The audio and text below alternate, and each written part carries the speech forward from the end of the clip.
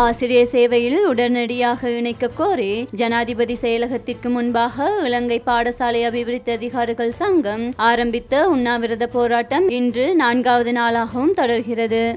நிரந்தர ஆசிரியர் நியமனங்களை கோரி ஜனாதிபதி செயலகத்திற்கு முன்பாக அபிவிருத்தி உத்தியோகத்தர்கள் ஆரம்பித்த உண்ணாவிரத போராட்டம் 4வது நாளாகவும் இன்றைய தினம் தொடர்கிறது. குறித்த அபிவிருத்தி உத்தியோகத்தர்கள் தங்களுக்கு ஆசிரியர்களாக நிரந்தர நியமன கோரிக்கைகளை முன்வைத்து கடந்த பல மாதங்களாக நாடளாவிய ரீதியில் போராட்டங்களை முன்னெடுத்திருந்தனர். அதற்கு அரசாங்கத்தினால் எந்தவித தீர்வும் கிடைக்காத நிலையில் தற்பொழுது கொழும்பு ஜனாதிபதி செயலகத்திற்கு முன்பாக உண்ணாவிரத போராட்டத்தை ஆரம்பித்திருந்தனர். இந்த போராட்டம் தொடர்ச்சியாக 4வது நாளாகவும் இன்றைய தினம் முன்னெடுக்கப்பட்டது. இதன்போது அங்கு உண்ணாவிரதத்தில் ஈடுபட்டிருந்த ஒரு நபர் வைத்தியசாலையில் அனுமதிக்கப்பட்டுள்ளார். ஏனைய நபர்கள் தொடர்ச்சியாக உண்ணாவிரத போராட்டத்தில் ஈடுபட்டுள்ளனர். இதேவேளை உண்ணாவிரதத்தில் ஈடுபட்டுள்ள அபிவிருத்தி உத்தியோகத்தர்களை பார்வையிடுவதற்காக மட்டக்களப்பு மாவட்ட பாராளுமன்ற உறுப்பினர் ராசானக்கின் அந்த இடத்திற்கு வருகை தந்திருந்தார்.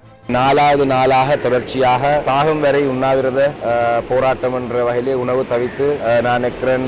சுகாதார ஆலோசகனுடைய ஆலோசனைகளையும் தாண்டி ஒரு சில சகோதரர்கள் இந்த தொடர் உண்ணாவிரத போராட்டத்தில் ஈடுபட்டுக் கொண்டிருக்கிறார்கள். அவர்கள் இந்த உண்ணாவிரத போராட்டத்தில் ஈடுபட்டுக் கொண்டிருக்கிறதுக்கான பல நியாயமான கோரிக்கைகளை முன்வைத்துத்தான் அவர்கள் இந்த உணவு தவிர்ப்பு போராட்டத்தில் அவர்கள் ஈடுபடுகிறார்கள். அவர்கள் தற்பொழுது இந்த உணவு தவிர்ப்பு போராட்டத்தில் ஈடுபட்டுக் கொண்டிருப்பது ஜனாதிபதி செயலகத்துக்கு முன்பாக ஜனாதிபதி செயலகத்துக்கு முன்பாக இருக்கும் பொழுது ஜனாதிபதி அவர்களுக்கு தான் நேரடியாக இந்த பொறுப்பு இருக்கின்றது. ஏனென்றால் அவர்கள் கல்வி அமைச்சுக்கு முன்பாகவோ பிரதமருடைய அலுவலகத்துக்கு முன்பாகவோ இல்லாட்டி வேற எவருடைய அலுவலகத்துக்கு முன்பாக வேற எவரிடமும் நீதி கிடைக்கும் என்ற நம்பிக்கையிலே போய் அவர்கள் உண்ணாவிரத போராட்டத்தில் ஈடுபடவில்லை. அவர்கள் ஜனாதிபதி அவர்களுடைய வாசலிலே தான் இருக்கிறார்கள். அந்த வகையில் இதுவரைக்கும் ஜனாதிபதி அவர்கள் இந்த இளைஞருடைய கோரிக்கைகளை கவனம் எடுக்கும் வகையாக ஜனாதிபதி சார்பாகவோ இல்லாட்டி எவருமே இந்த இடத்துக்கு அரசாங்க தரப்பாக நான் இன்னும் வரவில்லை. இதில் மிக முக்கியமாக சொல்ல வேண்டும், இதிலே இருக்கிற பலர் கடந்த காலத்திலே தேசிய மக்கள் சக்திக்கு ஆதரவாக செயல்பட்டவர்கள், தேசிய மக்கள் சக்தி போன்ற அரசாங்கம் ஊடாகத்தான் தங்களுக்கு நீதி கிடைக்கும் எல்லாம் நம்பிக்கை வைத்தவர்கள். அந்த வகையிலே ஜனாதிபதி அவரிடம்